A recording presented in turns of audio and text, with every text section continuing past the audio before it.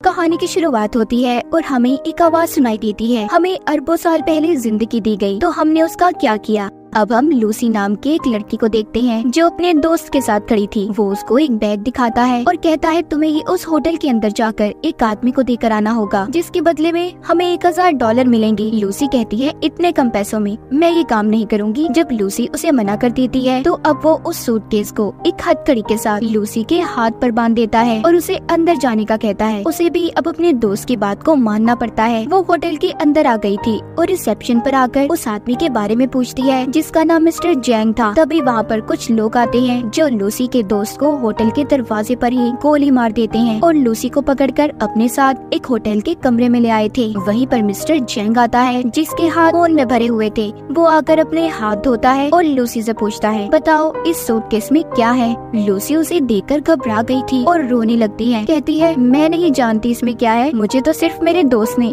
आपको ये सूटकेस देने का कहा था। अब वो उस सूटकेस का कोड बताकर चुप जाते हैं और लूसी से उसे खोलने का कहते हैं। वो पूछती है क्या है इसमें, कोई बॉम्ब है। जैंग कहता है हो सकता है, मुझे तुम्हारे दोस्त पर बिल्कुल भरोसा नहीं, वो कुछ भी कर सकता है। लूसी को बहुत डर लग रहा था, वो उसे खोलने से मना कर देती है। जैंग के आदमी जब उस पर गन करते हैं तो बेचारी डर कर कहती है वेट रुको मैं खोलती हूँ। अब वो उस सूटकेस को कोट लगाकर जब खोलती है तो उसमें से 4 नीले कलर के पैकेट्स मिलते हैं जो किसी तरह का ड्रग था। अब उस ड्रग को टेस्ट करवाने के लिए जैंग के लोग एक आदमी को लाते हैं। जब वो उस ड्रग को सूंघता है तो वो अजीब अजीब हरकतें करने लगता है और जोर जोर से हंस रहा था। जैन को उस आदमी की बात बिल्कुल पसंद नहीं आती। वो लूसी के सामने ही उसे गोली से मार देता है। अब जैन लूसी से कहता है मैं तुम्हें एक नौकरी देना चाहता हूँ। लूसी कहती है नहीं, मैं कोई जॉब नहीं करना चाहती, मुझे बस यहाँ से जाने दो। तभी जैन का एक आदमी लूसी को जोरदार मुक्का मारता है जिससे वो बेहोश हो गई थी। इसके बाद हम एक प्रोफेसर को देखते हैं जो अपने लेक्चर में सभी सुनने वाले लोगों को बता रहे थे कि जमीन पर रहने वाला हर जानवर अपने दिमाग का 3% हिस्सा ही इस्तेमाल कर पाता है, मगर इंसान इन चीजों में सबसे आगे है जो अपने दिमाग का 10% हिस्सा इस्तेमाल करता है। मगर डॉल्फिन मछली इंसानों से भी आगे है, वो अपने दिमाग का 20% हिस्सा इस्तेमाल करती है, यानी कि वो इंसानों से ज्यादा ज़हीन है। पर प्रोफेसर कहते हैं अगर कोई इंसान अपने दिमाग का 20% इस्तेमाल कर ले तो पूरी तरह से वो अपने जिस्म पर काबू पा सकता है, और अगर इंसान का दिमाग 40% तक काम करना शुरू कर दे तो वो सामने वाले इंसान को भी कंट्रोल में कर सकता है। वहीं पर ऑडियंस में बैठा एक लड़का पूछता है सर अगर कोई इंसान अपने दिमाग का 100% इस्तेमाल कर ले तो क्या होगा। प्रोफेसर कहते हैं इस बारे में तो मैं खुद भी नहीं जानता कि तब क्या होगा। उधर जब लूसी को होश आता है तो उसके पेट पर पट्टियां बंधी हुई थी और उसे दर्द हो रहा था। उसे लगता है शायद इन लोगों ने उसके जिस्म का कोई हिस्सा निकाल लिया है। जब वो बाहर जाने लगती है तो उधर कुछ लोग आते हैं जो उसे पकड़कर अपने साथ ले गए थे। वो उसे जैंग के सामने ले आते हैं। लूसी वहाँ पर उनसे पूछती है कि तुमने मेरे साथ क्या किया है, बताओ मुझे। तभी वहाँ पर एक डॉक्टर कहता है फिक्र नहीं करो, हमने तुम्हारे साथ ऐसा कुछ नहीं किया, बस तुम्हारे पेट को काटकर उसमें ड्रग्स के पैकेट को रख दिया है। अब वहाँ पर 3 और आदमियों को भी लाया जाता है जिनके पेट में इसी ड्रग को रखा गया था। दरअसल इन चारों को ये ड्रग अलग अलग जगह पर डिलीवर करना था और अगर इनमें से किसी ने भी चालाकी करने की कोशिश की तो इनकी फैमिलीज को मार दिया जाएगा। जैंग के आदमी इन लोगों के मुँह पर कपड़ा डालकर इन्हें ले जाते हैं। इसके बाद लूसी खुद को एक बंद कमरे में पाती है जहाँ पर वो आदमी था जिसके लिए लूसी उस ड्रग को लेकर आई थी, मगर वो उसके साथ बदतमीजी करने की कोशिश करता है। जब वो उसे मना करती है तो वो आदमी अब लूसी को मारने लगा था। वो उसे नीचे गिराकर उसके पेट में जोर जोर से टांगे मारता है, जिस वजह से लूसी के पेट में जो पैकेट था वो फट जाता है और ड्रग उसके खून में शामिल हो गया था। उस ड्रग के खून में शामिल होने की वजह से लूसी के जिस्म में अजीब होने लगा था। वो तड़पने लगती है और उसका जिस्म हवा में उड़ रहा था।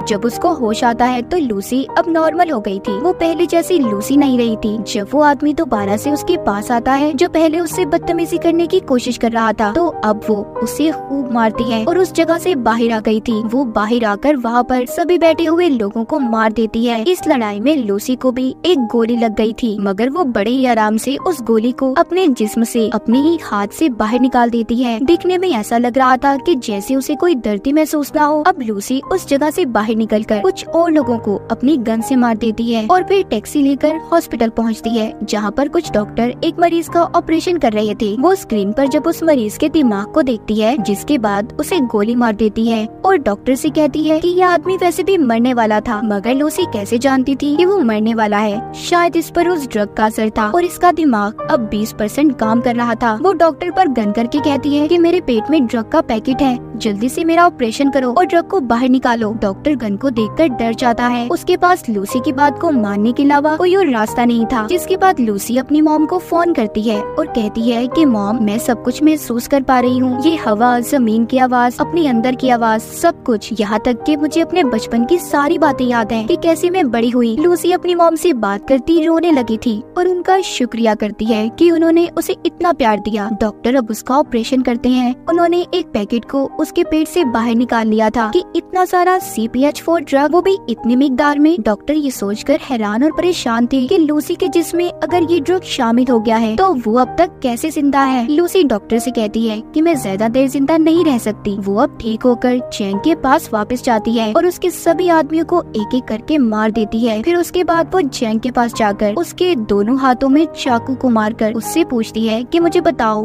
बाकी के आदमी कहाँ पर हैं जिनके पेट में तुमने ड्रग को रखा था। मगर जैंग जब उसको कोई जवाब नहीं देता तो वो अब उसके दिमाग को पढ़ने लगती है, जिससे लूसी को उन आदमियों की लोकेशन के बारे में पता चल गया था जहाँ पर उन्हें भेजा गया था। दरअसल लूसी का दिमाग उस ड्रग की वजह से हद से ज्यादा काम कर रहा था। वो यहाँ तक ये भी देख सकती थी कि कैसे दरख्त जमीन से उगते हैं और कैसे अपनी खुराक लेते हैं। अब लूसी अपनी एक दोस्त के घर जाती है, जहाँ पर वो उसका लैपटॉप इस्तेमाल करके उस प्रोफेसर के बारे में पता करती है जो हमने कहानी के शुरू में देखा था, जो दिमाग के ऊपर लेक्चर दे रहे थे, जिनका नाम सैमुअल था, जो पिछले 20 सालों से इंसानी दिमाग के ऊपर रिसर्च कर रहे थे। वो अब उनके बारे में सब पता करके उन्हें कॉल करती है। लूसी उन्हें बताती है कि मैंने आपकी वेबसाइट पर 7000 पेजेस को पढ़ लिया है, मैंने पूरी रिसर्च पढ़ी है जो मुझे जुबानी याद है। लेकिन प्रोफेसर सैमुअल को उसकी बातों पर जरा भी यकीन नहीं था। तभी अगले ही पल लूसी प्रोफेसर सैमुअल की टीवी स्क्रीन पर होती है, क्योंकि उसने अपने दिमाग का 28% इस्तेमाल कर लिया था। वो अब सभी इलेक्ट्रॉनिक्स चीजों को कंट्रोल में कर सकती थी। लूसी उन्हें बताती है, आपने अपनी रिसर्च में जो कुछ भी लिखा है सब कुछ सही है, मेरे दिमाग में बहुत सी बातें हैं, मैं इनका क्या करूं, मैं बहुत कुछ जानती हूं। तो प्रोफेसर सैमुअल कहते हैं, फिर तो तुम्हें ये सब बाकी लोगों को भी बताना चाहिए। लूसी अब प्रोफेसर सैमुअल से मिलना चाहती थी। सबसे पहले वो बेस बदलकर एयरपोर्ट पर जाती है, जहाँ पर उसे वो आदमी मिलते हैं जिनके पेट में जैंग ने ड्रग्स को रखवाया था। वो इस बारे में पुलिस को बता देती है और साथ ही उनके स्क्रीन पर उनकी तस्वीरों को भी भेज दिया था। पुलिस जिसके बाद अपना काम शुरू करती है और उन लोगों को पकड़ लेती है। लूसी ने अब अपने दिमाग का 40% इस्तेमाल कर लिया था। उसके जिस्म में जो सेल्स थी वो टूटने लगते हैं और उसकी जिल्द जल रही थी। वो सबसे छुपकर खुद को वॉशरूम में बंद कर लेती है और जल्दी से ड्रग के पैकेट को निकाल कर लेने लगी थी, जिसको खाते ही वो बेहोश हो जाती है। जब उसको होश आता है तो वो खुद को हॉस्पिटल में पाती है। वो अपने दिमाग का अब 50% इस्तेमाल कर पा रही थी। वहाँ पर पुलिस भी आ जाती है जो लूसी को गिरफ्तार करने आई थी, मगर लूसी अपनी ताकत का इस्तेमाल करती है। उसने इंस्पेक्टर के अलावा वहाँ पर जितने भी पुलिस वाले थे सबको बेहोश कर दिया था। जैसे कि प्रोफेसर सैमुअल ने बताया था कि जब इंसान 40% से ज्यादा अपने दिमाग का इस्तेमाल करेगा तो वो दूसरों पर भी काबू पा सकता है, और लूसी के साथ भी ऐसा ही हो रहा था। उसके साथ ऐसा इसलिए था कि जैसे जैसे वो ड्रग की मिकदार को अपने जिस्म में बढ़ा रही थी, उसका दिमाग ज्यादा से ज्यादा काम कर पा रहा था।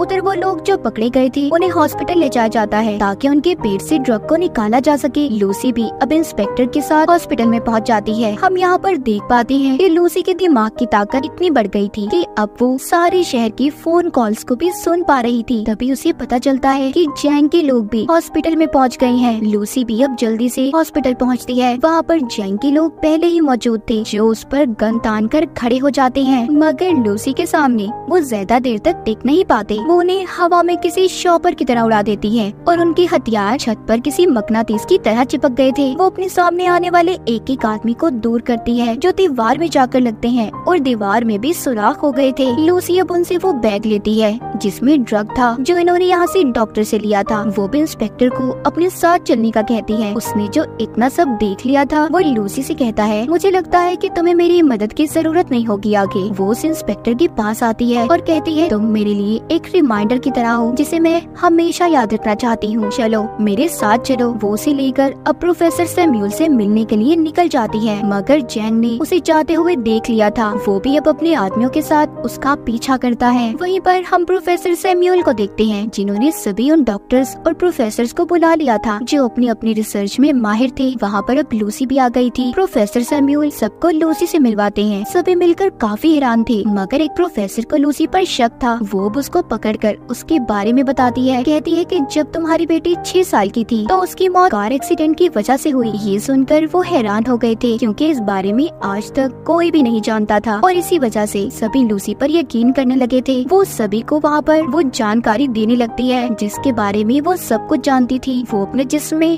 म्यूटेंट्स को भी बदलने लगती है। कभी उसका हाथ किसी चुड़ैल की तरह खतरनाक तो कभी एक हाथ को वो 2 हाथों में बदल रही थी। ये देखकर सभी हैरान थे। लूसी कहती है कि हमें हमेशा सिखाया गया है 1+1 2 होते हैं। दरअसल नंबर होते ही नहीं है। ये नंबर्स तो इंसान ने खुद को समझाने के लिए बनाए हैं ताकि उन्हें चीजें आसानी से समझ आ जाए। प्रोफेसर सैम्यूल कहते हैं कि अगर दुनिया मैथमेटिक्स रियाजी पर नहीं चलती तो फिर कैसे चलती है। लूसी उन्हें समझाती है कि एक गाड़ी है जो बहुत तेज चल रही है और चलते चलते वो इतनी तेजी से चलने लगी कि दिखना ही बंद हो जाए। वो नजर तो नहीं आएगी पर चल रही होगी। असल में सिर्फ एक वक्त ही जरूरी है। टाइम, वक्त के बगैर हमारा कोई वजूद नहीं। तभी वहाँ पर जैंग और उसके लोग आ जाते हैं। उन्होंने बिल्डिंग को चारों तरफ से घेर लिया था। इंस्पेक्टर लूसी से कहता है हम ज्यादा देर तक उनको नहीं रोक पाएंगे। लूसी अब अपने जिस्म में MPH4 ड्रग की ड्रिप्स को लगवा लेती है जो कि हॉस्पिटल से लेकर आई थी। वो प्रोफेसर को कहती है कि मैं एक कंप्यूटर बनाऊंगी और अपनी सारी जानकारी उसमें महफूज कर दूंगी, फिर जिसके बाद आप उसे एक पेन ड्राइव में स्टोर कर लेना जो आगे की जिंदगी में इंसानों की भलाई के लिए काम आ सकता है। प्रोफेसर जानते थे कि इतने ज्यादा ड्रग्स की डोज लेने के बाद लूसी बच नहीं पाएगी। लूसी भी इस बात को जानती थी, मगर अब वो खुद को सेक्रीफाइस कुर्बान करने के लिए तैयार थी। वो अपने दिमाग के 70% हिस्से को इस्तेमाल करती है, जिसके बाद वो कमरे में मौजूद सभी मेटल्स और एनर्जी का इस्तेमाल करके एक बहुत बड़ा कंप्यूटर तैयार करती है जिसके अंदर वो अपनी सभी जानकारी को स्टोर करने वाली थी। और फिर वो अपने दिमाग का 80% हिस्सा इस्तेमाल करके एक कंप्यूटर तैयार करती है जो इस तरह की नॉलेज, जानकारी को स्टोर कर सकता था। लूसी अपने दिमाग को इस हद तक इस्तेमाल कर लेती है कि वो वक्त के दूसरे हिस्से में भी पहुंच गई थी, यानी कि वो टाइम ट्रेवल भी कर सकती थी। इसके बाद वो हजारों साल पीछे जाकर जमीन पर जब डायनासोर थे वहाँ पर पहुँच जाती है। जब वो उस वक्त से थोड़ा और पीछे जाती है तो वो उस वक्त में पहुँच गई थी जब इंसान का कोई वजूद ही नहीं था, सिर्फ चंद ही एक इंसान थे, मगर वो भी जानवरों के रूप में। अब लूसी वापस आती है। जैसे जैसे वो अपने दिमाग का इस्तेमाल कर रही थी उसका जिस्म गायब होता जा रहा था। जब वो 99% अपने दिमाग का इस्तेमाल करती है तो आसमान पर उस वक्त में पहुंच जाती है जब जमीन का ये हिस्सा बना था। वहाँ पर अब जैंग भी आ गया था। इससे पहले वो लूसी को मारता वो अपने दिमाग का 100% हिस्सा इस्तेमाल करके गायब हो गई थी। वहीं पर इंस्पेक्टर आ जाता है जिसने अब जैंग को मार दिया था। लूसी प्रोफेसर को आकर पेन ड्राइव देती है जिसमें उसने अपने दिमाग के सारे डेटा को स्टोर कर दिया था। इंस्पेक्टर पूछता है लूसी तुम कहाँ पर हो? तभी उसके फोन पर मैसेज आता है आई एम एवरीवेयर, मैं हर जगह पर हूँ। कहानी के आखिर में हम वही आवाज को सुन पाते हैं जो हमने कहानी के शुरू में सुनी थी कि अरबों साल पहले हमें जिंदगी दी गई, मगर हमने उसके साथ क्या किया, क्या समझा अपनी जिंदगी को। हमें एक बहुत ही एडवांस कंप्यूटर दिया गया है और वो है हमारा दिमाग, मगर हम पैसे कमाने के लिए अपने जिस्म का तो इस्तेमाल करते हैं मगर अपने दिमाग को कोई समझ पाता है। और इसी के साथ इस मूवी की कहानी यहीं पर खत्म हो जाती है।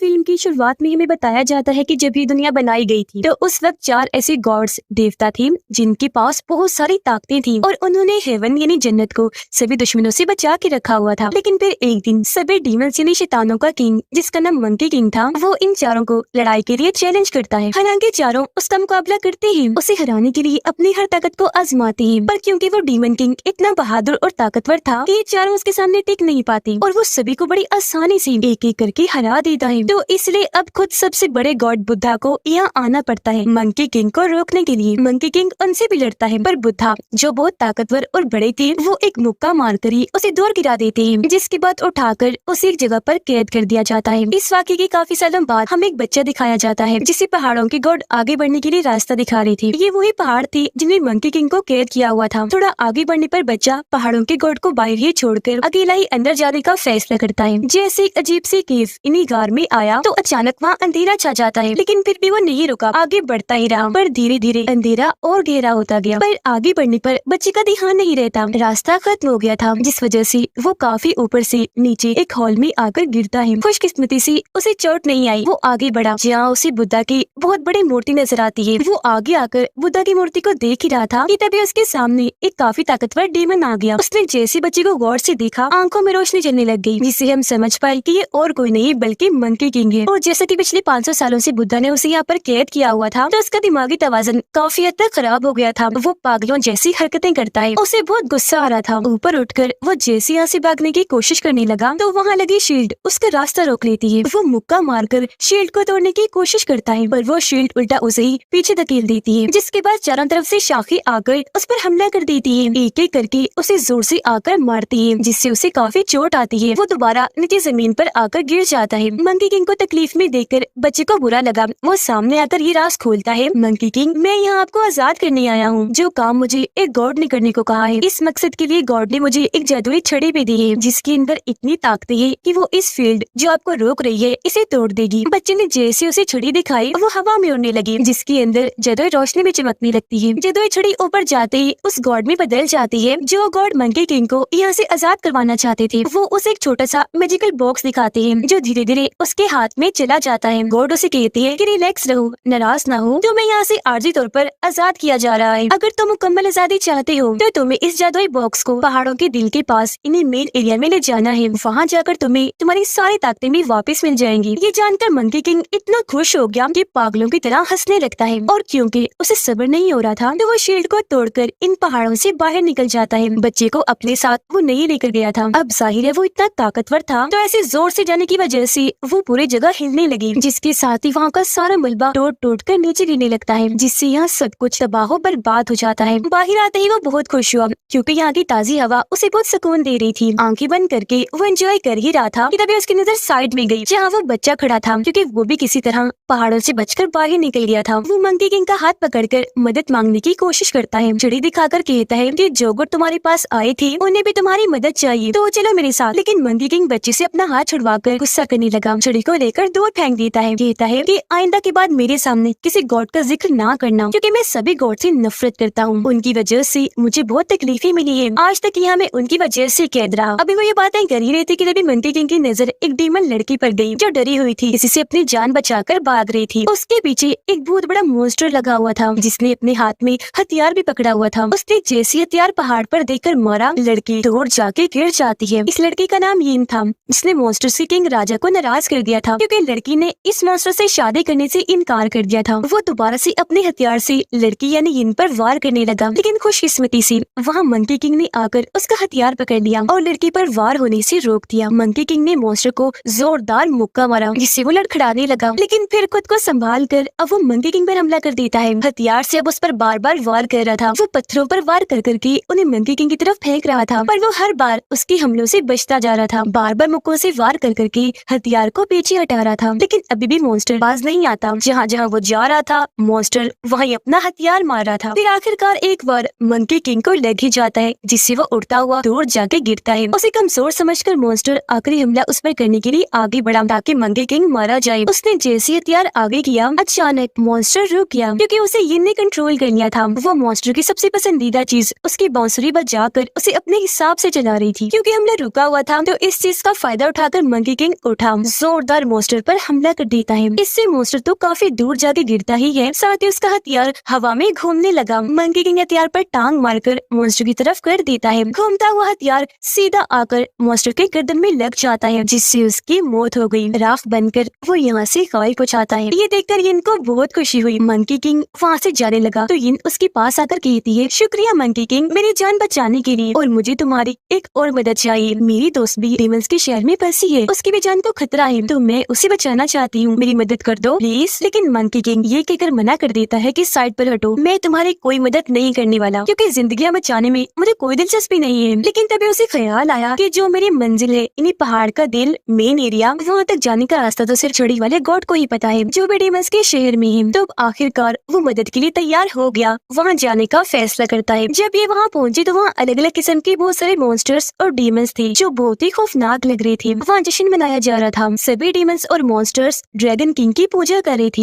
यहाँ के हालात देखकर मंकी किंग को बहुत गुस्सा आया, क्योंकि उसके जाने के बाद लोगों ने उसे ऐसे बुला दिया कि अब कोई उसका नाम तक नहीं जानता, जिस वजह से उसे और गुस्सा आ गया। वो जश्न को रोकने के लिए एक ग्लास एक आदमी की तरफ फेंकता है जो गिटार बजा रहा था। जैसे ग्लास उससे टकराया, म्यूजिक बंद हो गया और सबका ध्यान मंकी किंग की तरफ चला गया। तो वो उसकी तरफ बढ़ना शुरू हो जाती है। वो उसे पहचान नहीं पाती, कहती है कि तुम कौन हो, अपनी पहचान बताओ। अपना चेहरा वो सबको दिखाता है और ये जानते है कि ये मंकी किंग है। सब उस पर हंसने लगती हैं, क्योंकि उसने अपनी बहुत सारी ताकतें खो दी थी। अब जाहिर है वो कमजोरी था, तो सब उसका मजाक बनाते हुए जोर जोर से उस पर हंसने लगते हैं। ये देखकर मंकी किंग गुस्से से लाल हो गया। वो उस डीमन को जोरदार मुक्का मारता है जो सबसे ज्यादा उसे बेइज्जत कर रहा था। वो डीमन काफी दूर जाके गिरता है, इतना जख्मी हो गया कि उसकी वहीं पर मौत हो जाती है। ये देखकर बाकी डीमंस उस पर हमला करने के लिए आगे बढ़े। एक को टांग मारकर वो दूर करता है, जिसके साथ बहुत सारे डीमंस भी दूर जाके गिरते हैं। दूसरे के ऊपर बैठकर वो बाकियों को ऐसे उठाकर दूर फेंकने लगा जैसे वो इसके लिए खिलौने हों। जिसके बाद उस डीमन को भी दूर फेंकता है जिसके ऊपर वो बैठा हुआ था। एक गो ऐसी चीज वो डीमंस की तरफ फेंक के मारता है, जिससे बहुत सारे डीमंस मारे जाते हैं। फिर कुछ डीमंस को उठाकर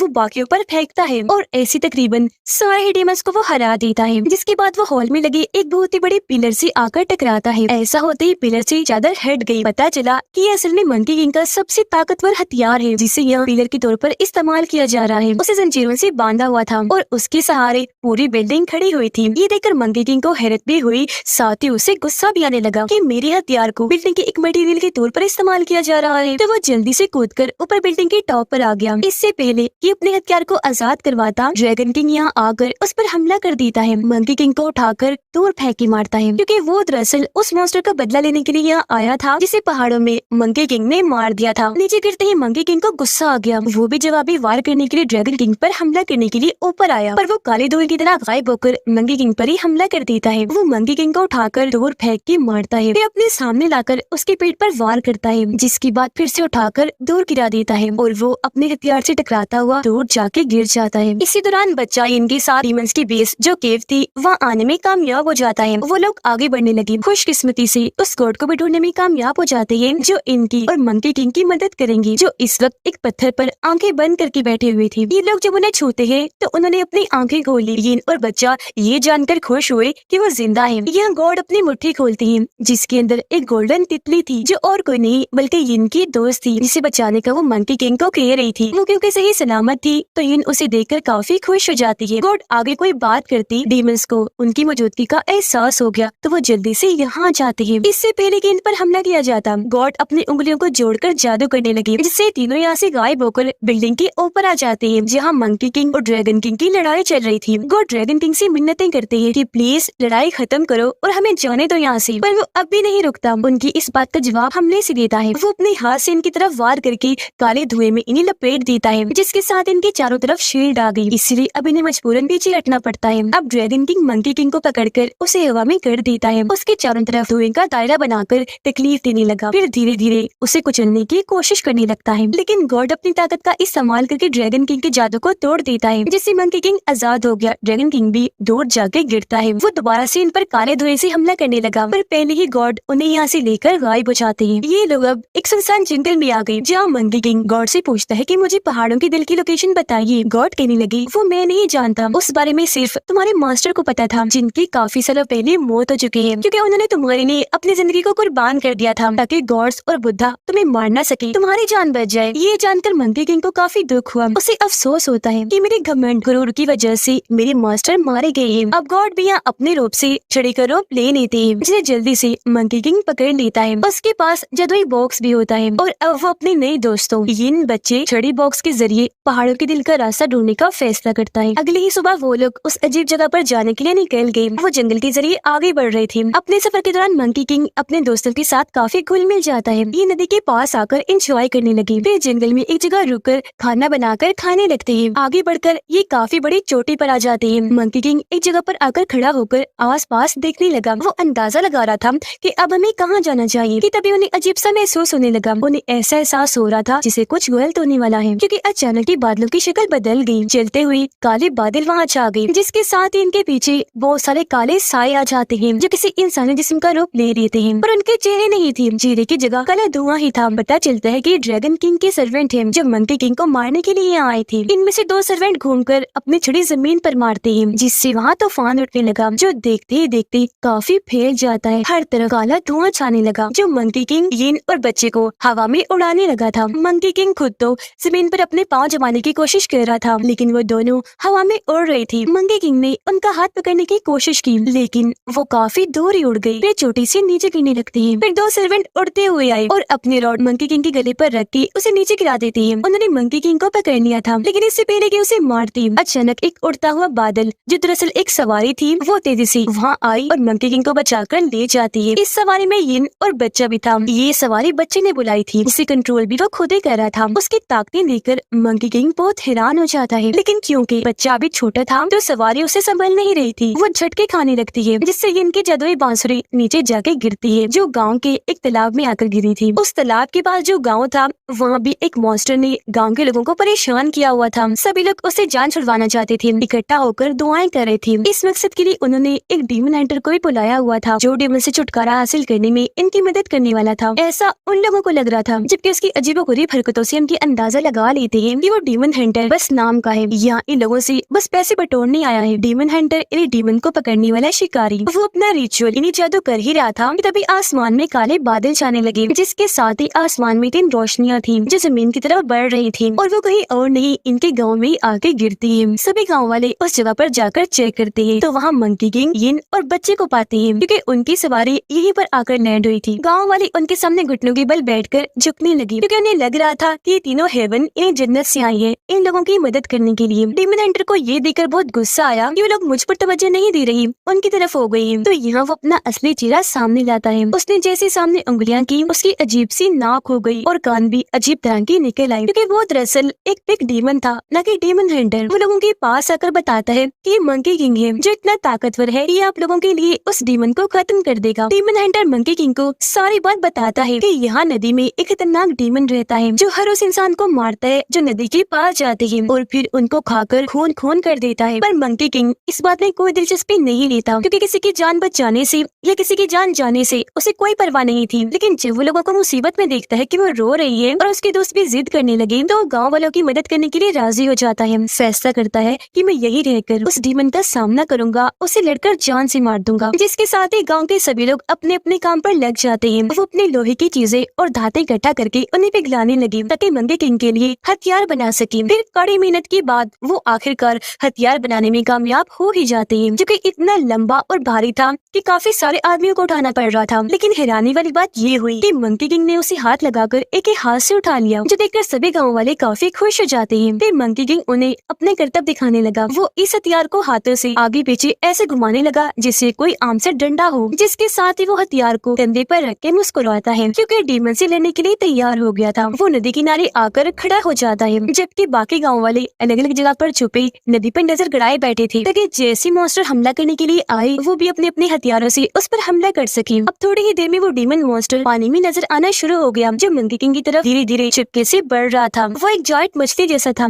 यानी साइज में बहुत ही बड़ी मछली। अचानक ही वो डीमन कश्ती को तोड़कर काफी ऊपर कूद के आता है। वो मंकी किंग पर हमला करने के लिए उसकी तरफ कूदता है। उसने अपना बड़ा सा मुंह खोला हुआ था ताकि उसे निगल कर खा सके। मंकी किंग जल्दी से पलटा, अपना हथियार जो रॉड जैसा था उसे डीमन को रोककर दूर करता है। फिर रॉड की मदद से घसीटता हुआ दूर गया, दोबारा से डीमन पर हमला करता है, जिससे अब वो डीमन काफी दूर जाके गिरता है। मंकी किंग ने दोबारा से उस पर वार किया। इस बार डीमन काफी ऊपर से वापस नीचे आकर गिरा, लेकिन क्योंकि थोड़ा कमजोर हो गया था तो मजबूरन उसे इंसानी रूप में आना पड़ता है। मंकी किंग भी कूदकर उसके पास आया, ताना देता है कि तुम कितने कमजोर हो, पानी में रहकर छुपकर हमला करते हो, और अब देखो तुम इतने कमजोर पड़ गए कि तुम्हें इंसान का रूप लेना पड़ा। ये सुनकर डीमन को इतना गुस्सा आ गया कि वो अपने रॉड से दोबारा मंकी किंग पर हमला कर देता है। पर मंकी किंग हवा में लहरा कर घूम घूम कर उसके हमलों से बचता रहा, जिसके बाद वो अपने हथियार से जोरदार डीमन पर हमला करके उसे पानी में फेंक देता है। ये देखकर सारे गाँव वाले बहुत खुश हो जाते हैं, अपने अपने हथियारों को हवा में करके मंकी किंग के लिए नारे लगाने लगते हैं, क्योंकि उन्हें लग रहा था कि वो डीमन मर चुका है और ये जीत गए हैं। पर वो इस बात से अनजान थे कि डीमन अभी भी जिंदा बिल्कुल सही सलामत है, जो पानी में ही मंडला रहा है। फिर अचानक कूदकर बाहर आया, बड़ा सा मुंह खोलकर उस तरफ बढ़ने लगता लगता है जहाँ लोग खड़े थे, लेकिन डीमन हंटर तभी आगे आकर अपने दोनों हाथों से उसका मुंह पकड़ लेता है, फिर उसे छोड़कर टांग से मारकर हवा में उछाल देता है और खुद भी हवा में उसके पीछे कूद पड़ा। उसने अपने नुकीले हथियार से जैसे डीमन पर वार किया, वो सीधा पानी में जाकर गिरता है। ऐसा होते ही लोग रस्सियां खींचना शुरू हो जाते हैं, क्योंकि इन्होंने डीमन को जाल में पकड़ लिया था, जो ट्रैप जाल रस्सियों के जरिए यहाँ बांधा हुआ था। तो इस तरह वो इस जंग को जीत जाती है, जिसके बाद सभी अपनी इस जीत को मनाने के लिए एक जगह पर इकट्ठा हुए एंजॉय करने लगते हैं। वो सब मंकी किंग का शुक्रिया अदा करते हैं कि तुमने हम गाँव वालों की जान बचाई, इतने बड़े खतरे से निकाल दिया। पर सभी ये जानकर हैरान रह गई जब मंकी किंग कहता है कि इस शुक्रिया का असल हकदार डीमन हंटर है, क्योंकि इसने ही मुझे यहाँ रहने और डीमन से लड़ने के लिए राजी किया था। जो सुनकर गाँव वाले अब उसका भी शुक्रिया अदा करने लगते हैं और उस लड़की जिसे डीमन हंटर पसंद करता था शादी करने की इजाजत दे देते हैं, ये जानते हुए भी कि वो खुद एक डीमन है। फिर जब अकेली बैठी थी तो उसके पास मंकी किंग आकर वो बांसुरी देता है जो नदी में गिर गई थी, क्योंकि वो मंकी किंग ने वहाँ से निकाल ली थी। ये बांसुरी पाकर बहुत खुश हुई, मंकी किंग का शुक्रिया अदा करने के लिए उसके सीने पर सर रख लेती है, पर ये जानकर काफी हैरान रह जाती है कि उसका तो दिल ही नहीं धड़क रहा। तब उसे पता चलता है कि मंकी किंग का दिल तो कहीं गायब हो गया है। तब ये उसे कहती है कि मैं तुमसे वादा करती हूँ तुम्हारा दिल ढूंढने में तुम्हारी मदद करूंगी, ताकि तुम दोबारा अपनी ताकतें हासिल कर लो। ये लोग इस बात से अनजान थे कि इनके आसपास बहुत बड़ा खतरा मंडला रहा है। बच्चा एक जगह पर बैठा खाना खा ही रहा था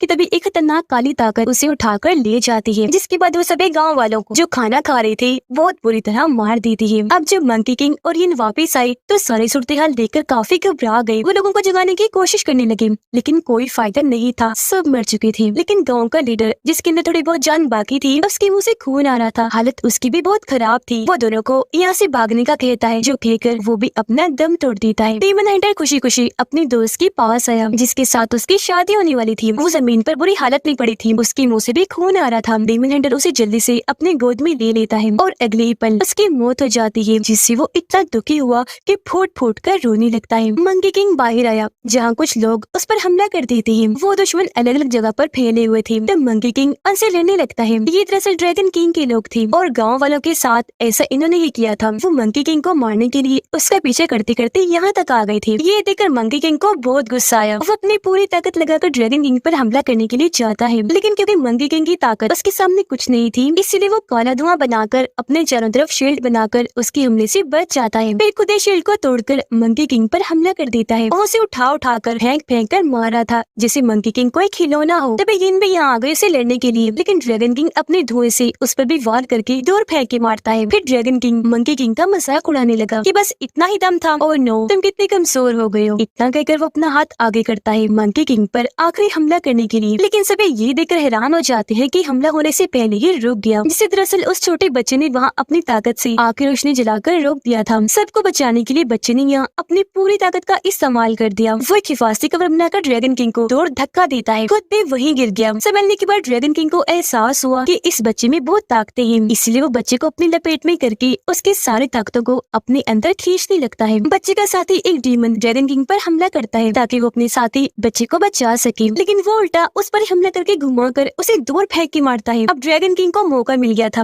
वो बच्चे को लेकर यहाँ से भाग जाता है। मंकी किंग बहुत बुरी हालत में एक तरफ पड़ा हुआ था। इन रेंगती हुई उसकी तरफ बढ़ने लगी, क्योंकि खुद भी वो काफी जख्मी थी। उसे मंकी किंग का ख्याल आ रहा था कि वो मरने वाला है। इतनी ही देर में यहाँ वही छड़ी वाले गॉड आ गई, जो इनको कहती है कि अगर तुम मंकी किंग को बचाना चाहती हो तो तुम्हें खुद को और अपनी दोस्त तितली को कुर्बान करना होगा। इसके लिए ये मान गई और उसने जैसे अपनी बांसुरी बजाई, वहाँ उसकी दोस्त तितली आ गई, जो मंकी किंग के ऊपर आकर बैठ जाती है, जिसके साथ ही मंकी किंग को सपना आने लगा, जिसमें उसके मास्टर पूछ रहे थे कि क्या तुमने पहाड़ों की दिल वाली जगह को ढूंढ लिया है। सर मंकी किंग शर्मिंदगी से उनके सामने घुटनों के बल बैठ जाता है कि नहीं, माफ कीजिएगा, अभी तक नहीं ढूंढ पाया। पर तभी मास्टरों से कुछ खबरें सुनाती है कि तुम इस बात से अनजान हो, लेकिन असल में तुमने वो जगह ढूंढ ली है। जो कहती वो मंकी किंग को उसकी सारी ताकतें लौटा देती है। इससे मंकी किंग को एहसास हो गया कि इसका मतलब अभी मेरी ये लड़ाई खत्म नहीं हुई, कोई बड़ा काम बाकी है जो मुझे करना है। वो ये सोच ही रहा था कि तभी उसे होश आ गई, लेकिन उसे पता चला कि यिन मरने वाली है, क्योंकि उसने अपनी सारी ताकतें उसे दे दी थी। मंकी किंग के लिए खुद को कुर्बान कर दिया। मंकी किंग उसे अपनी गोद में उठा लेता है, कहने लगा कि मुझे तुम बहुत प्यारी हो, लेकिन अफसोस मैं तुम्हें बचाने के लिए कुछ नहीं कर पा रहा। यिन कहती है तुम मेरी जान की परवाह मत करो, तुम्हारा बचना जरूरी था। वो जैसे उसके दिल पर हाथ रखती है तो इस बार मंकी किंग की धड़कनों को सुन पा रही थी, जिसके साथ ही उसके हाथों में दम तोड़ देती है। एक रोशनी के साथ ही उसकी लाश वहाँ से गायब हो गई। इस वजह से मंकी किंग को बहुत गुस्सा आया। आसमान की तरफ देखकर वो अपने उड़ने वाले बादल को बुलाने लगता है। बादल जैसे वहाँ आई, मंकी किंग उस पर बैठ बैठकर वहाँ से उड़ने लगा दुश्मन की तरफ जाने के लिए, यानी ड्रैगन किंग की तरफ। और वो इस बात से अनजान था कि ड्रैगन किंग बच्चे की सारी ताकतों को अपने अंदर जज्ब कर चुका है, जिससे उसके दूसरे दोस्त बच्चे की भी मौत हो गई। वो अब जाता है उस हॉल में जहाँ जश्न मनाया जा रहा था और अपने हथियार को गौर से देखने लगता है, जिसे पिलर के तौर पर इस्तेमाल किया जा रहा था। जिसके बाद वो अपनी सारी ताकतों को इकट्ठा करके पिलर पर जोरदार मुक्का मारता है। ऐसा होता है उस पर बंदी जंजीरें टूट गई और अब वो उस इतने बड़े पिलर हथियार को उठाने में कामयाब हो जाता है। और क्योंकि पूरी बिल्डिंग इसी के सहारे खड़ी थी, इसलिए सब कुछ तबाह बर्बाद होना शुरू हो जाता है। तेजी से बिल्डिंग टूट रही थी और क्योंकि ड्रैगन किंग भी यही था, इसलिए वो भी नीचे गिरने लगता है जहाँ आग जली हुई थी, जबकि मंकी किंग अपने हथियार से ऊपर सतह पर आने में कामयाब हो जाता है। लेकिन हम देखते हैं कि ड्रैगन किंग खुद को बचाने में कामयाब रहा था, जो अपने खतरनाक रूप के साथ सामने आता है, जो बहुत ही बदसूरत डीमन लग रहा था, जिसकी जिल गंदी सी नोकदार थी। लेकिन मंकी किंग उसे जरा नहीं घबराता और अपने हथियार जो अब छड़ी बन चुका था उसे घुमाकर आगे बढ़ता है। छड़ी घूमने से उसके कई सारे हिस्से हो गए थे। इस दौरान ड्रैगन किंग उस पर कई बार वार करता है, लेकिन वो हमलों को रोकता हुआ बस आगे बढ़ता जाता है। जिसके बाद वो अपने हथियार को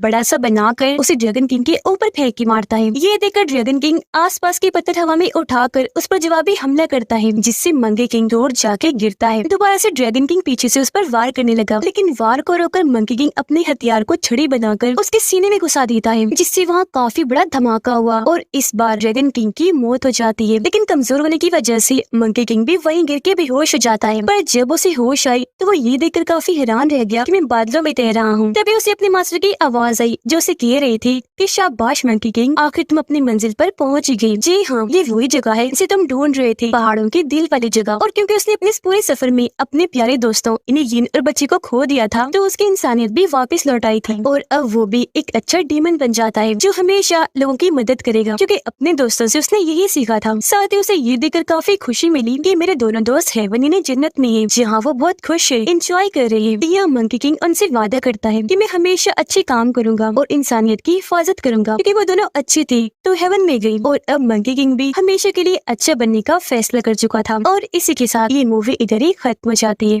तो फिल्म की शुरुआत में हम एक प्यारी सी लड़की को देखते हैं जो अपनी गाड़ी को चलाती कहीं पर जा रही थी और थोड़ा सा परेशान भी थी। तभी उसे अपनी डॉक्टर की कॉल आती है, जो कहती है सेडी, तुमने आज मुझसे मिलने आना था, आज हमारी अपॉइंटमेंट थी। मैं जानती हूँ तुम अपनी एक एम्प्लॉय की मौत की वजह से बहुत ज्यादा दुखी हो। सेडी कहती है हाँ, पर मैं ठीक हूँ, मुझे बहुत दुख हुआ, वो थोड़ी थोड़ी मेरे जैसी थी। डॉक्टर कहती है तुम्हें जल्दी ये हादसा भूलना होगा, वरना इन सबका तुम्हारे काम पर बहुत असर होगा। पर सेडी अभी भी कुछ भी भूल नहीं पाई थी। अब हमें इस कहानी में एक और कैरेक्टर को दिखाया जाता है, जिसका नाम कोल था, जो कि एक किसान था और पौधों की दुकान पर काम करता था। सेडी भी एक पौधा खरीदना चाहती थी और किस्मत से वो कोल की दुकान पर पहुंच जाती है। अब जाते ही उसे एक पौधा पसंद आया था। कोल कहता है अच्छा, तो तुम्हें ये पौधा पसंद है, पर हाँ देखो, इस पौधे को तुम्हें 2 या 3 दिन में पानी देना होगा, वरना ये पौधा मुरझा जाएगा। सेडी कहती है अरे नहीं, मैं फिर ये पौधा नहीं ले सकती, क्योंकि मुझे अपने काम की वजह से घर से 2 या 3 महीने बाहर रहना होता है। कोल उसकी बात सुनकर कहता है तो मैडम आपके लिए यहाँ पर कोई पौधा नहीं है, क्योंकि कोई पौधा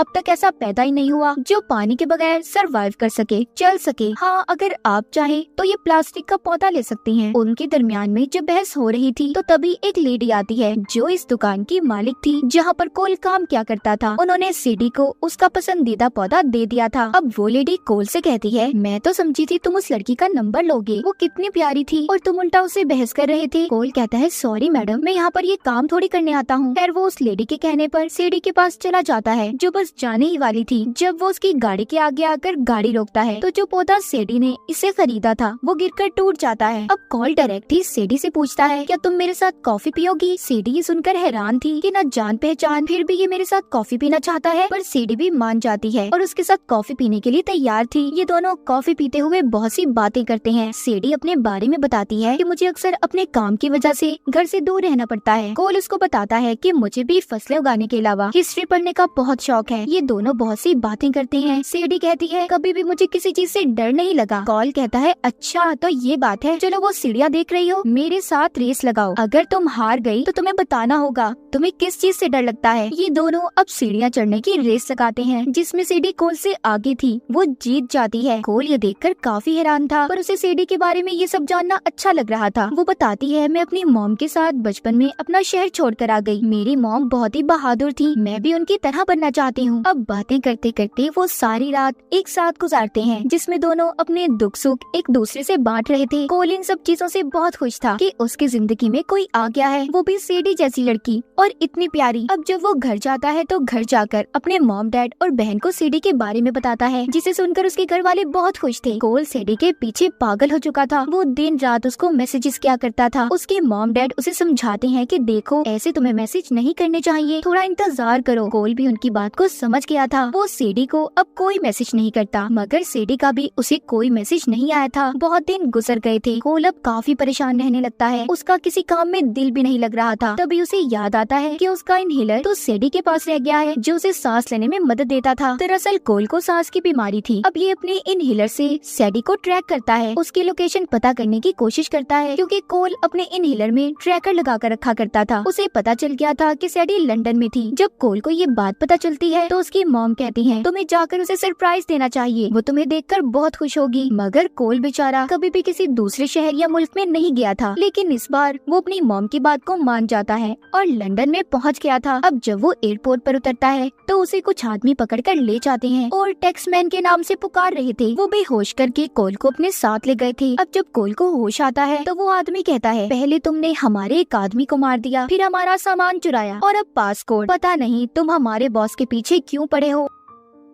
कोल उस आदमी से कहता है अरे नहीं यार, मैं कोई टैक्समैन नहीं हूँ, तुम्हें कोई गलत फहमी हुई है, मैं तो सीधा साधा सा एक किसान हूँ जो लंदन में अपनी दोस्त से मिलने आया था। वो आदमी कहता है अच्छा तुम एक्टिंग अच्छी कर लेते हो, मगर तुम अब हमसे नहीं बच सकते। कोल उसे कहता है मैं झूठ नहीं बोल रहा, तुम मेरा पासपोर्ट भी चेक कर सकते हो। तभी वो आदमी कोल को और ज्यादा टॉर्चर अजियत देने के लिए उस पर एक कीड़ा छोड़ने वाला था। तभी उधर सेडी आ जाती है, जिसने उस जगह का दरवाजा तोड़ दिया था और आकर उस आदमी को पीछे से मार देती है। उसने चेहरे पर नकाब पहना हुआ था, कोल को भी उसने बचा लिया था। और जब वो अपना नकाब उतार कर दिखाती है तो कोल कहता है सेडी तुम यहाँ पर क्या कर रही हो। सेडी कहती है ये सब मैं तुम्हें बाद में बताऊंगी। इसके बाद वो अपनी गन से वहाँ पर एक एक को मार रही थी और कोल को भी एक गन देती है, कहती है सबको मारना मेरे अलावा। वो यहाँ पर उसे अपने काम के बारे में बताती है, कहती है कि मैं CIA की एजेंट हूँ, हमारी एजेंसी के लिए इन्होंने जाल बिछाया था जिसमें तुम फंस गए, ये तुम्हें टैक्समैन समझ रहे हैं, पर इन्हें क्या लगता है मैं इनके जाल में इतनी जल्दी फंस जाऊंगी, ऐसा नहीं हो सकता। कोल ये सब बातें सुनकर परेशान था। वो सोचता है क्या सेडी ने उससे झूठ बोला। यहाँ पर हमें पता चलता है कि टैक्समैन कोई और नहीं बल्कि सेडी ही है। अब टैक्समैन की क्या कहानी थी ये हमें आगे जाकर कहानी में पता चलेगा, जिसको वो लोग ढूंढ रहे थे। पर खैर किसी तरह सेडी बचाकर कोल को ले आई थी। वो एक पहाड़ी से छलांग लगाकर दोनों एक बस में बैठ जाते हैं, जहाँ पर सेडी बस को चलाते हुए उन आदमियों पर गोलियां चला रही थी जो इनके पीछे आ रहे थे और उनकी बहुत सी गाड़ियों को टक्कर मारती है। एक गाड़ी में तो बहुत जोर से धमाका भी हुआ था, सभी गाड़ियां तबाह हो चुकी थी। तभी एक गुंडा बस के अंदर आ जाता है जो सेडी को मारने ही वाला था, लेकिन कोल ने सेडी की जान को बचा लिया था। दोनों उन गुंडों से बचकर आगे निकल गए थे। सेडी अब एक जगह पर बस को रोकती है। कोल उससे कहता है कि तुम झूठी हो, तुमने मुझसे झूठ बोला है, तुमने सब कुछ मुझे गलत बताया अपने बारे में। सेडी कहती है नहीं, मैंने तुम्हें वो सब बताया जो आज तक मैंने किसी को नहीं बताया था। जिस पर कोल कहता है ओ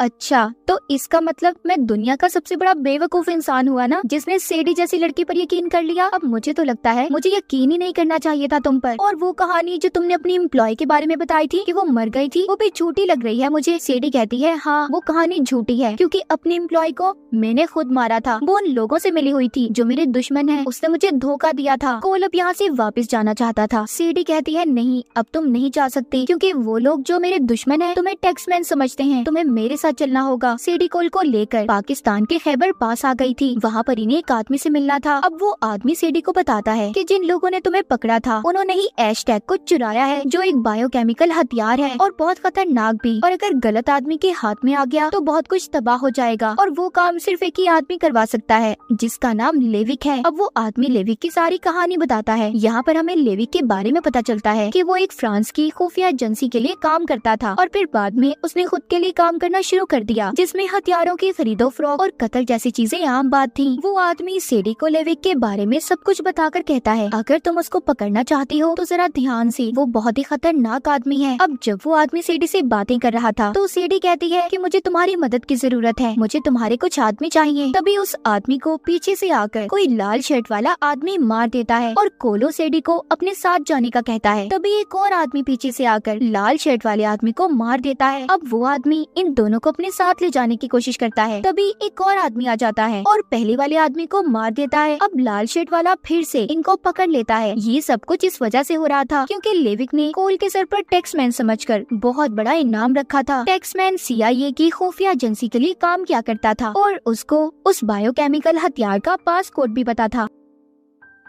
अब खैर किस तरह ये बचकर वहाँ से निकल गए थे। गाड़ी में जाते हुए सीडी कोल को बताती है हैशटैग दरअसल एक बहुत ही खतरनाक हथियार है जिसका पासकोड सिर्फ मेरे एम्प्लॉय को पता था। वो इस बारे में लेविक को बताना चाहती थी पर इससे पहले वो बताती मैंने उसे मार दिया और उस पासकोड को भी खत्म कर दिया। अगर लेविक ने उस पासकोड से हथियार को खोल दिया तो वो उसे बहुत से गलत कामों में इस्तेमाल करेगा। इतना बताकर सीडी कोल को बेहोश कर देती है। उधर लेविक ने कोल के सर पर भारी रकम का इनाम रख दिया था। अब सीडी प्लान बनाकर कोल को बांधकर लेविक के पास ले आई थी। कर कहता है ओ तो तुम टैक्समैन हो, मैं तुम्हारी हालत देखकर समझ सकता हूँ। एक वक्त में मैं भी CIA के लिए काम करता था। जब उनका काम निकल जाता है ना तो CIA वाले ऐसे ही अपने आदमियों को छोड़ देते हैं। मेरे साथ भी सब कुछ ऐसे ही हुआ था। खैर छोड़ो, मुझे जल्दी से पासकोड बताओ। वहीं पर सीडी लेविक से कहती है जब तक तुम मुझे मेरे इनाम के पैसे नहीं दोगे तब तक मैं इस पर नजर रखती हूँ। और इस तरह सीडी भी कोल के साथ लेविक के प्लेन में आ गई थी। मगर जल्दी लेविक के आदमियों को पता चल जाता है कि कोल और सीडी आपस में मिले हुए हैं और इस वजह से प्लेन में ही लड़ाई हो जाती है। सीडी बहुत ही बहादुरी से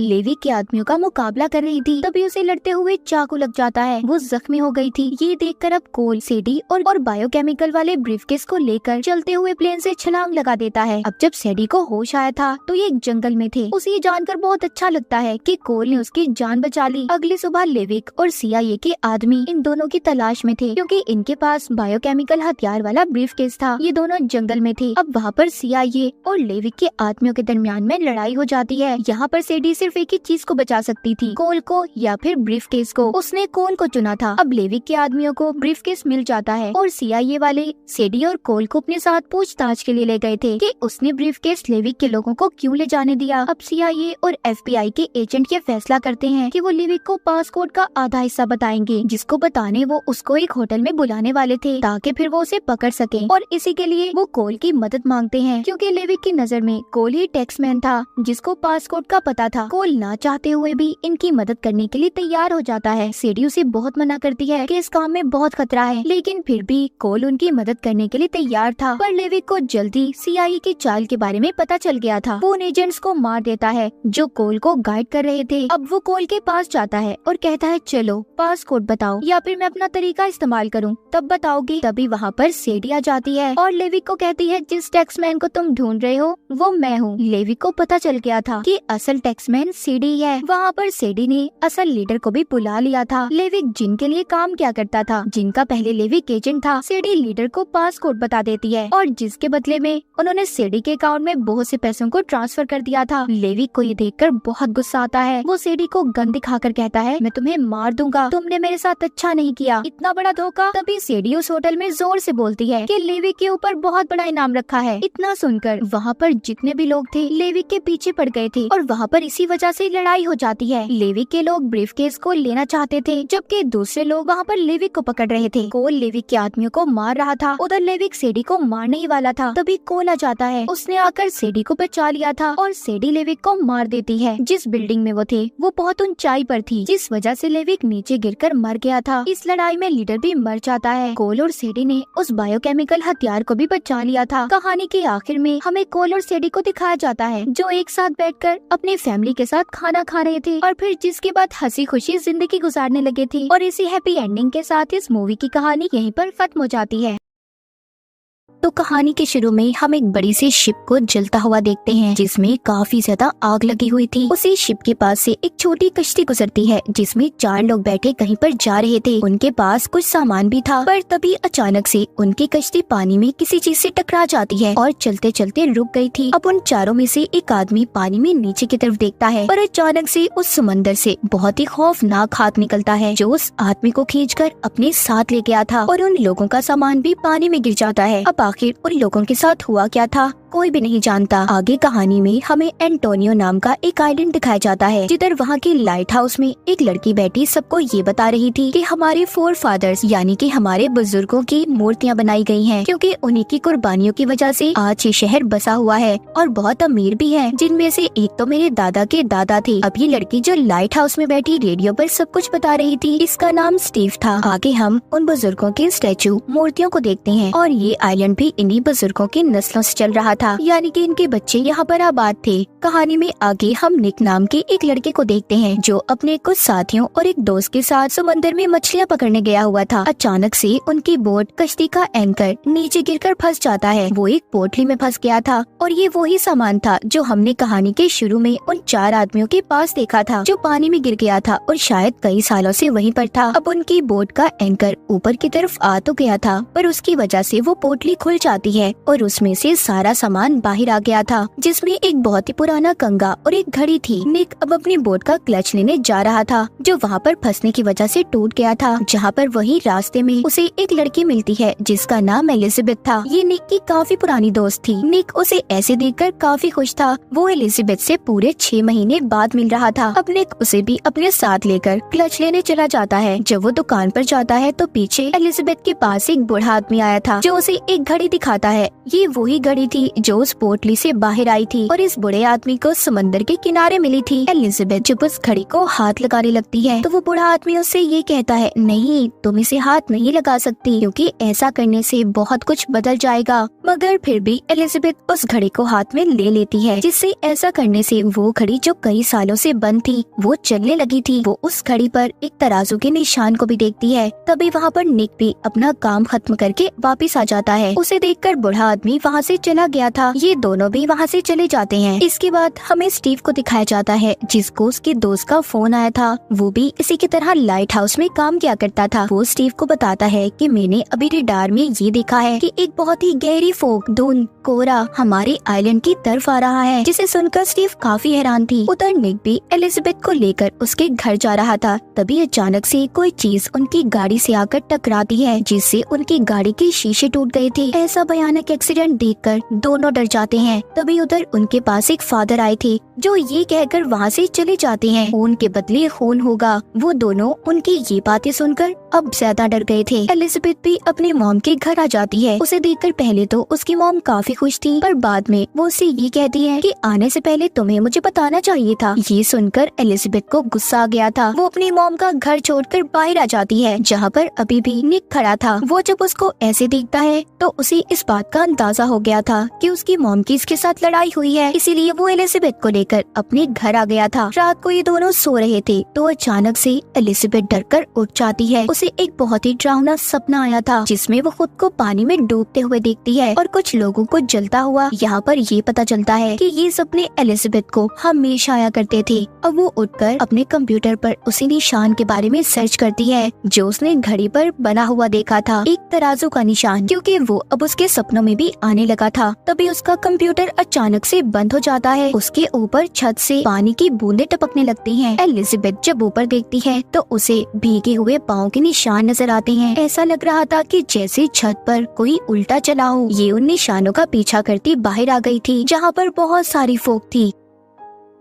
उस फोग ने एलिजाबेथ को चारों तरफ से घेर लिया था। अचानक पीछे से निक भी आ जाता है, जो उसे दोबारा से घर के अंदर ले गया था। दूसरी तरफ हम निक के दोस्तों को देखते हैं, जो उसकी बोट लेकर समंदर में अपनी फीमेल फ्रेंड्स के साथ पार्टी कर रहे थे। उधर भी उनकी बोट के चारों तरफ फोग आ जाती है। निक का दोस्त मदद के लिए राब्ता करता है, पर बहुत ज्यादा धुंध और ठंड की वजह से किसी से भी राब्ता नहीं हो पा रहा था। अब तभी उनकी बोट की सब चीजों में धमाके होने लगते हैं। निक का दूसरा दोस्त जब इंजन को चेक करने जाता है तो बाहर वो आकर देखता है कि एक बहुत बड़ा शिप है, जिसमें कुछ लोग भी हैं। ये उसे शिप को दिखाने अपने दोस्त को बुलाता है, पर जब वो उधर आया था तो उधर कोई भी नहीं था। तभी कोई चीज आकर उनकी बोट पर हमला कर देती है, जिस वजह से उनके साथ जो 2 लड़कियां थी उनकी मौत हो गई थी। और उसके बाद एक चाकू आकर निक के दोस्त की आंख में लग गया था, जिससे वो भी बेचारा मौके पर ही मर जाता है। क्या चीज थी जो सबको नुकसान पहुँचा रही थी? कोई स्पिरिट, आत्मा, कोई भी नहीं जानता था। अगले दिन निक को उसके अंकल की कॉल आती है। वो उसको बताते हैं कि तुम्हारा दोस्त कल रात से घर पर नहीं आया, मतलब ये उसके दोस्त के डैड थे। वो तुम्हारी बोट को लेकर दोस्त के साथ पार्टी करने गया था। ये सुनकर निक अब एलिजाबेथ को लेकर एक कश्ती में अपने दोस्त को ढूंढने जाता है, जिधर उन्हें समंदर में उनकी बोट तो मिल गई थी, पर जब वो उसके अंदर जाकर देखते हैं बोट की हालत बहुत खराब थी, जिसे देखकर दोनों को ये बात तो पता चल गई थी कि यहाँ पर कुछ ना कुछ जरूर गड़बड़ है। जब ये बोट को देखती है तो निक को अपने एक दोस्त की लाश मिल गई थी और साथ ही समंदर में नेट के अंदर उन 2 लड़कियों की लाशों को भी देखता है। एलिजाबेथ जब थोड़ा और बोट को चेक करती है तो उधर निक का दूसरा दोस्त मिलता है जो फ्रिज में बैठा था। दरअसल ये रात होने वाले हादसे से डरकर यहाँ पर छुपा हुआ था। निक का दोस्त उसको बताता है कि बहुत ही गहरी फोग ने हमारी बोट को चारों तरफ से घेर लिया था। हमारे एक दोस्त और 2 लड़कियों को भी उसी ने मारा है। यहाँ पर कोई भी उसकी बात पर यकीन करने के लिए तैयार नहीं था। अब निक को बोट से एक कैमरा भी मिला था जिसको वो लेकर एलिजाबेथ को दे देता है और उसे उसको संभालने का कहता है। साथ ही ये भी कहता है कि शायद हमें इस कैमरे से कुछ पता चल जाए कल रात आखिर किस चीज ने हमारी बोट पर हमला किया था, क्या पता इसमें कुछ रिकॉर्ड हो। अब एलिजाबेथ निक की बोट हाउस में बैठकर उस कैमरे की रिकॉर्डिंग को देख रही थी, जिसे देखकर उसे ये पता चलता है कि उनका दोस्त सच कह रहा था। उन पर रात किसी फोग ने ही हमला किया था, उसी फोग ने उन सबकी जान ली है। अब ये सब बताने एलिजाबेथ निक के पास जा रही थी, पर जाते हुए उसका पाँव फिसल जाता है और वो पानी में गिर गई थी। ऐसा लग रहा था कि शायद कोई चाहता ही नहीं है वो सब निक को बताए। उसके साथ वो कैमरा भी गिर जाता है। एलिजाबेथ खुद को बचाती है और एक दीवार का सहारा लेकर पानी से बाहर निकलने की कोशिश करती है, पर तभी उसे वहाँ से एक बहुत ही पुरानी किताब मिली थी, जिसे लेकर अब वो एक फादर के पास जाती है। ये वही फादर थे जो इनको पहले मिले थे, जिन्होंने ये कहा था कि खून के बदले खून होगा। एलिजाबेथ फादर के पास इसलिए आई थी क्योंकि इस किताब को इस फादर के डैड ने लिखा था, पर फादर इस किताब के बारे में एलिजाबेथ को बताने से मना कर देते हैं और ये कहते हैं कि यहाँ से चली जाओ वरना कोई भी जिंदा नहीं रहेगा। एलिजाबेथ को फादर की बातें बहुत अजीब लगती हैं, इसलिए वो अब इस किताब को लेकर निक के पास जाती है। ये दोनों मिलकर उस किताब को पढ़ते हैं, जिससे इन्हें ये पता चलता है कि उनके बुजुर्गों ने बहुत से मासूम लोगों की जानों को लेकर इस शहर को बसाया था। दरअसल एक आइलैंड था जिसको कारोबार के लिए बहुत बड़ा आइलैंड माना जाता था, जहाँ के लोग बहुत ही अमीर और पैसे वाले थे, पर एक बीमारी के फैलने की वजह से वो आइलैंड बर्बाद हो गया। अब उधर बस कुछ ही लोग बचे थे। वो अपनी शिप को लेकर एंटोनियो यानी कि जिस आइलैंड पर अब ये रह रही थी इसी की तरफ रवाना हुए। उस शिप का जो लीडर था वो इस आइलैंड के लोगों से जमीन खरीदने का कॉन्ट्रैक्ट करता है ताकि वो अपने बचे हुए लोगों को यहाँ पर आराम से लेकर रह सके। पर यहाँ पर रहने वाले लोगों ने उस लीडर को धोखा दिया। उन्होंने उसकी सारी धन दौलत को लूट लिया और उसके शिप में जितने भी लोग थे सबको बंद करके आग लगा दी। और यही वो सीन था जो हमने कहानी के शुरू में शिप को जलते हुए देखा था। उसी शिप में जलने वाले लोगों की आत्माएं अब यहाँ पर वापस आ गई हैं और यहाँ पर रहने वाले लोगों से बदला लेना चाहती हैं। इसके बाद हम स्टीव को देखते हैं। जब वो लाइट हाउस में थी वहाँ पर उस कंगे में आग लग जाती है जिसको इसका बेटा समंदर के किनारे से लाया था। स्टीव उस आग को बुझाती है, तभी दीवार पर उसी तराजू का निशान बन गया था जो घड़ी और कंगे पर था। अब ये अपने बेटे को कॉल करती है और ये कहती है कि आइंदा तुम समंदर से कोई भी चीज उठाकर घर पर नहीं लाओगे। उधर हॉस्पिटल में निक अपने दोस्त के पास था, तभी उधर ही एलिजाबेथ मुर्दा खाने में जाती है जहाँ पर निक के बाकी के दोस्त थे जो मर चुके थे। उनमें से एक दोस्त जिंदा हो जाता है और पीछे से एलिजाबेथ को पकड़ लिया था। जब वो शोर करती है तो वो नीचे गिर गया था और दोबारा से मर जाता है। उधर समंदर के किनारे वही आदमी जिसके पास घड़ी थी उसको वहाँ पर एक रस्सी दिखाई देती है। जब वो उसे अपनी तरफ खींचता है तो ऐसा लग रहा था कि जैसे किसी फोक धुन को वो अपनी तरफ खींच रहा हो। यहीं पर स्टीव का बेटा भी था जो ये सब खड़ा देख रहा था।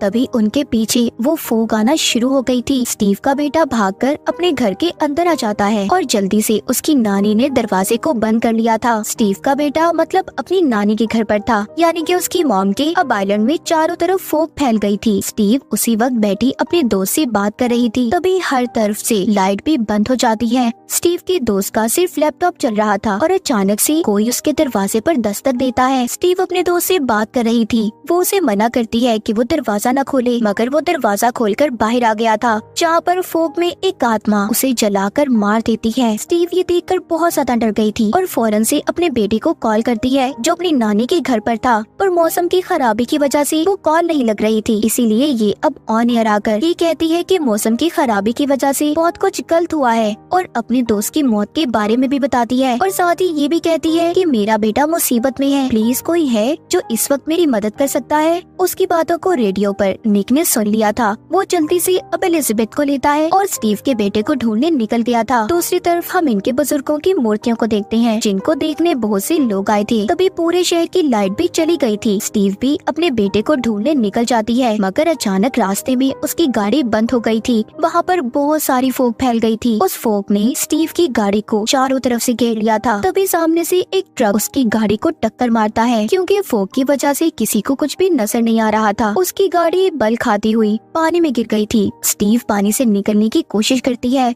मगर पानी में भी एक आत्मा आ गई थी, जो उसका पाँव पकड़कर उसे अपनी तरफ खींच लेती है। मगर वो किसी न किसी तरह उस पानी से बाहर निकल गई थी। उधर स्टीव की मॉम जो घर में थी, उसकी मॉम को भी एक आत्मा ने जला दिया था। उसका बेटा जब अपनी नानी को ऐसे देखता है तो खुद को उसने कमरे में बंद कर लिया था। पर फोग के अंदर जो आत्मा थी वो उसके कमरे में भी आ गई थी और स्टीव के बेटे को मारने वाली थी। लेकिन तभी उधर निका जाता है, जिसने स्टीव के बेटे को बचा लिया था। वो उसको गाड़ी में बिठाकर वहाँ से चले जाते हैं, मगर उनका भी कुछ ना दिखने की वजह से एक्सीडेंट हो जाता है। ये भी पैदल अब आगे बढ़ते हैं। स्टीव भी उन तक पहुँच गई थी। ये सब मिलकर अब एंटोनियो हॉल के पास जाते हैं, जहाँ पर एलिजाबेथ की मॉम और बाकी सब लोग थे। ये सब मिलकर दरवाजों को बंद कर देते हैं। तभी अंदर एक लाश आकर गिरती है, जो निक के दोस्त के डैड की थी। जिसके बाद फोग में आत्मा भी अंदर आ गई थी, जिसने सबसे पहले एलिजाबेथ की मॉम को मारा था, क्योंकि वो उन्हीं में से एक आदमी की बेटी थी जिन्होंने उस लीडर के साथ गलत किया था। फिर वो आत्मा फादर को मारती है। दरअसल ये उसी लीडर की आत्मा थी जिसके साथ यहाँ के लोगों ने गद्दारी की थी। वो आत्मा यहाँ के मेयर को लेकर कब्रिस्तान में आ जाती है। वो आत्मा मेयर को कॉन्ट्रैक्ट के पेपर देती है। ये वही कागजात थे जो लीडर ने इन्हें पहले दिए थे। जिसके बाद लीडर की आत्मा उसे भी आग लगाकर मार देती है। इन सबको निक और एलिजाबेथ वहीं पर चुपके से खड़े देख रहे थे। जिसके बाद एलिजाबेथ उस लीडर के पास जाती है। जब वो उसका हाथ पकड़ता है तो एलिजाबेथ भी आत्मा में बदल गई थी। यहाँ पर हमें पता चलता है कि दरअसल एलिजाबेथ लीडर की बीवी का दूसरा जन्म थी और इसीलिए उसे ऐसे सपने आया करते थे। जो शिप उसने जलता हुआ देखा और तराजू का निशान, साथ ही वो घड़ी जो उसके हाथ में आते ही चलने लगी थी, इन सब चीजों को निक भी खड़ा देख रहा था। और देखते ही देखते सब कुछ गायब हो जाता है। इसके बाद हमें अगले दिन का सीन दिखाया जाता है,